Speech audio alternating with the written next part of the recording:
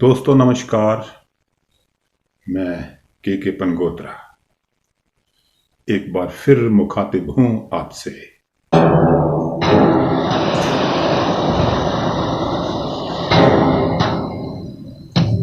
और news concept में आज की चर्चा। आप देखिए मीडिया में कभी मैं उनके खिलाफ कभी नहीं बोला हूं। 6 महीने तक मेरे पांव में पड़ते रह गए, हमारी पार्टी को ज्वाइन कीजिए। अंदर जाके पता चला मैं 4 महीने से साइलेंट हो गया, मेरे पांव में पड़ते रह गए। बलवंत सिंह मनकोटिया सूबा जम्मू यानी डुगर प्रदेश के एक नेता हैं। पैंथर्स पार्टी के नेता रह चुके हैं, विधायक रह चुके हैं और लगभग 6 महीने पहले उन्होंने आम आदमी पार्टी को ज्वाइन किया था। तो दोस्तों, बलवंत सिंह मनकोटिया जी का आम आदमी पार्टी में आना और आम आदमी पार्टी से जाना जम्मू कश्मीर की सियासत में और खास करके आम आदमी पार्टी के लिए एक बड़े झटके के रूप में देखा जा रहा है। तो दोस्तों, आम आदमी पार्टी की अगर हम बात करें तो पिछले दिनों मैंने समाचार दर्पण 24 नाम से एक राष्ट्रीय मैगजीन में, पत्रिका में एक लेख मैंने लिखा था। उसमें मैंने जम्मू कश्मीर की मौजूदा राजनीतिक परिस्थितियों पे चर्चा की थी और उसी लेख के एक हिस्से में मैंने आम आदमी पार्टी की चर्चा खास तौर से की थी और उसमें मैंने ये बताने की कोशिश की थी कि इस वक्त आम आदमी पार्टी जो है जम्मू कश्मीर में एक भटकाव की स्थिति में है। तो दोस्तों, आहिस्ता आहिस्ता परिस्थितियां साफ होती जा रही हैं और ये लगने लगा है कि वाकई आम आदमी पार्टी भटकाव की स्थिति में इस वक्त है। और उसका सबसे बड़ा कारण जो बलवंत सिंह मनकोटिया साहब को लेके समाचारों में जो बातें आई हैं वो है जम्मू कश्मीर से महाराजा हरि सिंह की जयंती की छुट्टी।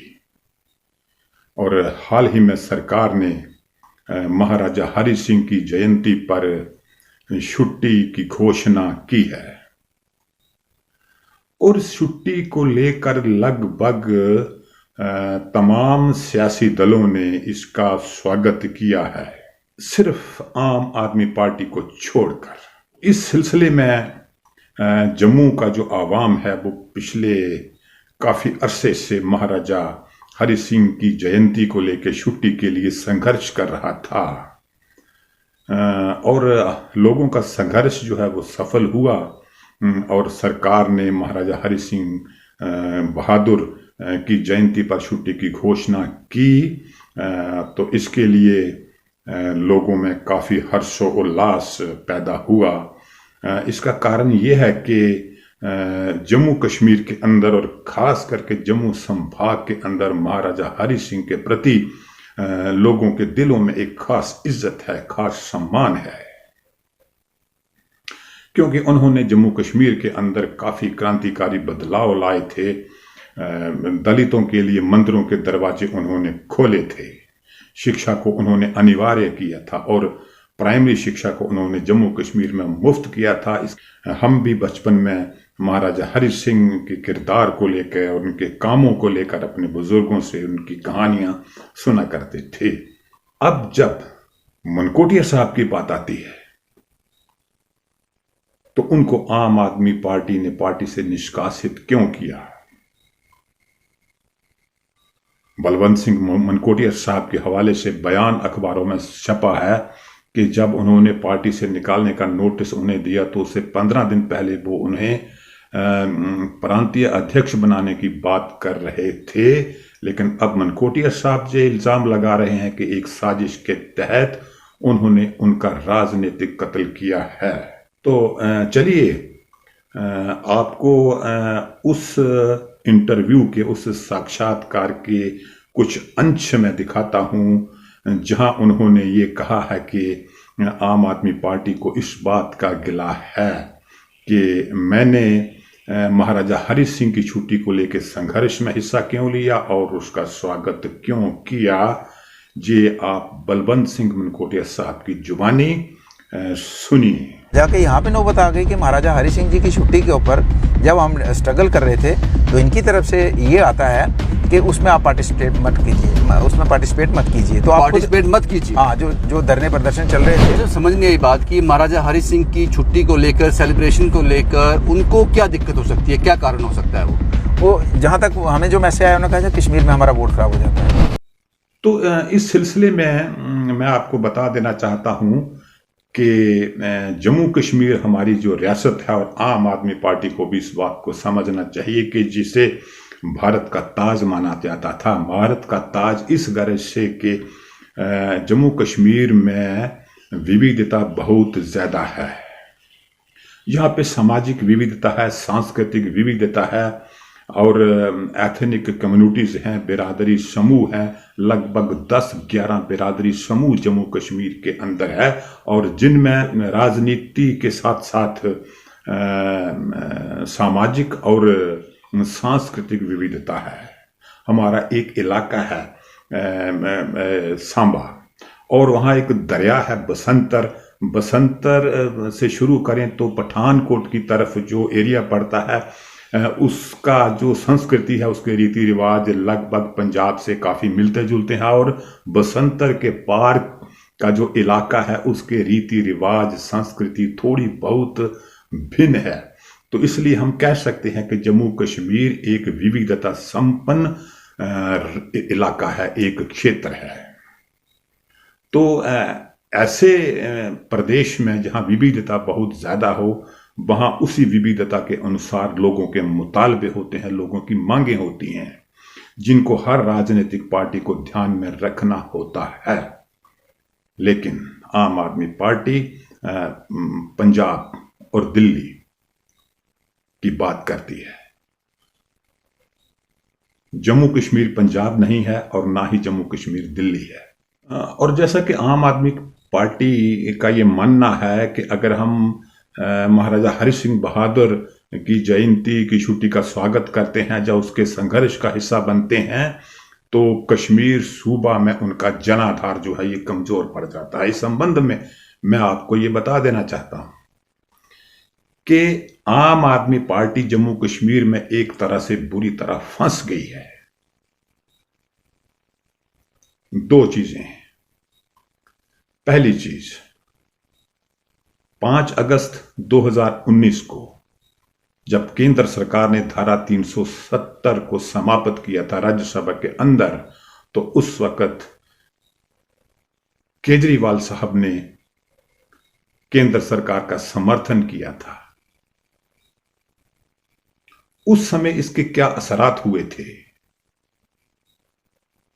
उस समय आम आदमी पार्टी को यह नहीं लगा कि समर्थन के बयान से, धारा 370 को समाप्त करने के समर्थन के बयान से कश्मीर सूबा का वोट कम होगा या नहीं होगा।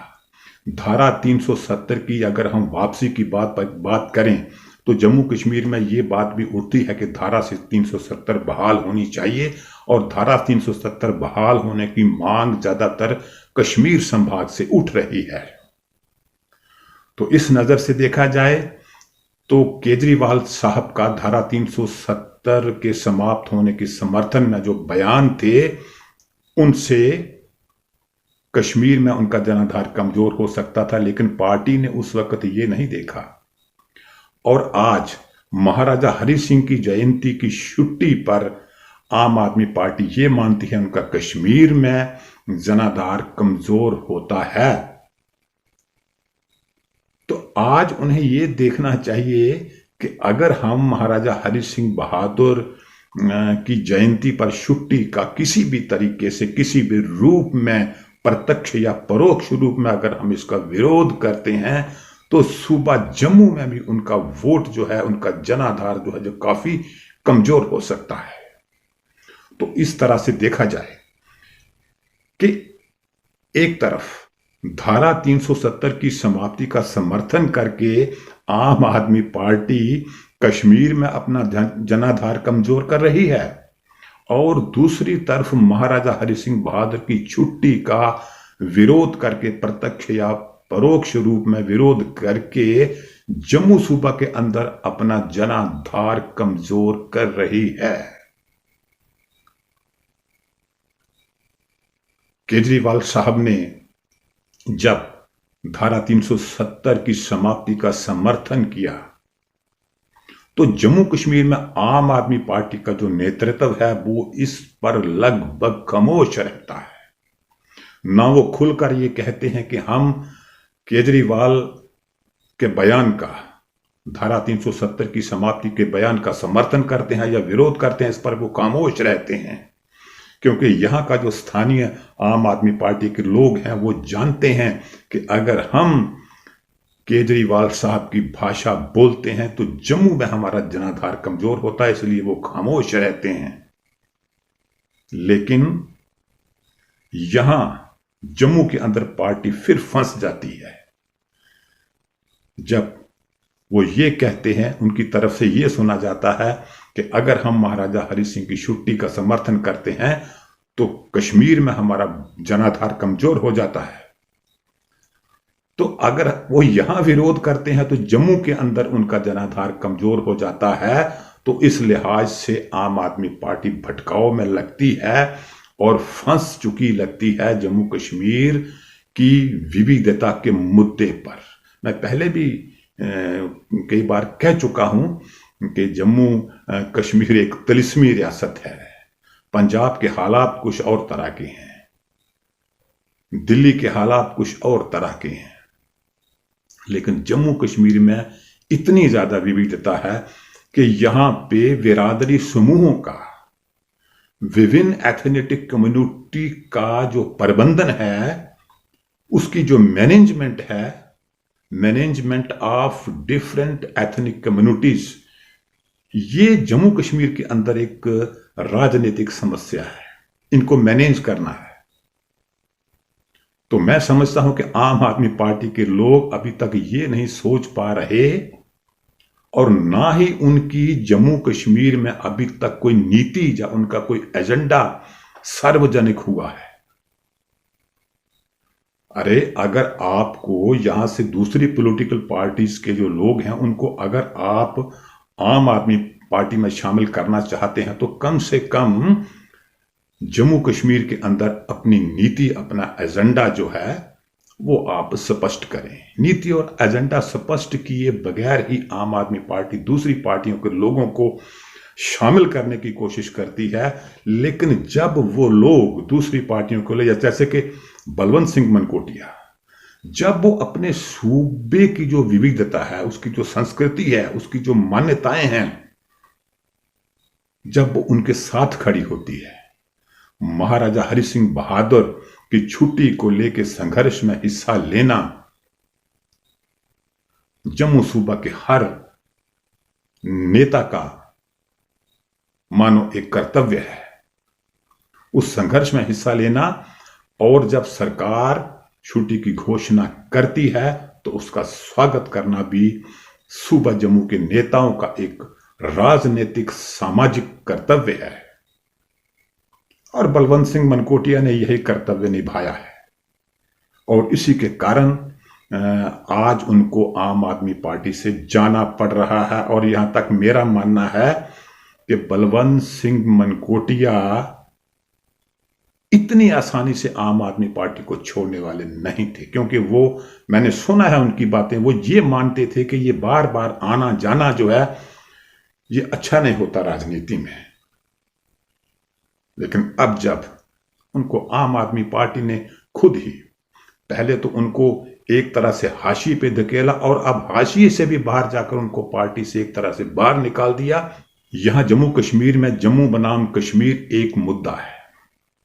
जम्मू बनाम कश्मीर, कुछ ऐसी बातें हैं कि जम्मू बनाम कश्मीर लोगों के मानसिकता से, दिमाग से निकलता नहीं। यहां के इतिहास की कुछ ऐसी करवटें हैं जिनकी वजह से जम्मू और कश्मीर एक मुद्दा बन चुका है, जम्मू बनाम कश्मीर। तो मेरा यह मानना है कि सबसे पहले दूसरे लोगों को पार्टी में जोड़ने से पहले वो अपनी नीति, अपना एजेंडा स्पष्ट करें, नहीं तो इस तरह का जो आना जाना जो पार्टी में है, अब तो बलवंत सिंह मनकोटिया गए हैं और मुझे तो आशंका है कि आने वाले दौर में कुछ और लोग भी बिना एजेंडे के जो पार्टी यहां काम कर रही है, आम आदमी पार्टी, इसकी वजह से कुछ और लोग भी आम आदमी पार्टी से जा सकते हैं। और वो तबका जो आम आदमी पार्टी का समर्थक भी है, कुछ हद तक समर्थक है, वो चाहता है कि आम आदमी पार्टी भी यहां जम्मू कश्मीर में कायम हो। तो इस तरह से वो तबका भी आम आदमी पार्टी से दूर जा सकता है, क्योंकि इस वक्त जम्मू कश्मीर के जो हालात हैं, यहाँ इस वक्त किसी भी की सरकार अगर चुनाव हो जाता है तो किसी की भी मेजॉरिटी सरकार मुझे बनती नजर नहीं आ रही। इसलिए इस वक्त जम्मू कश्मीर में अंदर खाते में मंसूबे बन रहे हैं कि इस स्थिति में किसके साथ गठजोड़ किया जाएगा, इस स्थिति में किसके साथ गठजोड़ किया जाएगा, अगर ऐसी चीज बनती है तो किसके साथ किया जाएगा। गुलाम नबी आजाद साहब नई पार्टी बना रहे हैं, वो एनसी के साथ सरकार भी बना सकते हैं, भाजपा के साथ सरकार भी बना सकते हैं, भाजपा एनसी के साथ भी सरकार बना सकती है और भाजपा पीडीपी के साथ भी सरकार बना चुकी है। तो यहां किसी की सरकार बनने वाली नहीं। तो ऐसे में आम आदमी कैसे मेजॉरिटी सरकार बनाने के बारे में यहां सोच सकती है, जबकि वो जहां की जो क्षेत्रीय बातें हैं, क्षेत्रीय मुद्दे हैं, उनको वो सही तरीके से हल नहीं करते, उन पे एक बैलेंस्ड सोच नहीं रखते। तो दोस्तों आज के लिए इतना ही। अगली बार किसी और मुद्दे को लेके के पंगोत्रा आपके सन्मुख होगा। और अगर आपको मेरा विश्लेषण, मेरी बातें अच्छी लगती हैं तो न्यूज़ कंसेप्ट को सब्सक्राइब करें, कमेंट करें, शेयर करें। नमस्कार।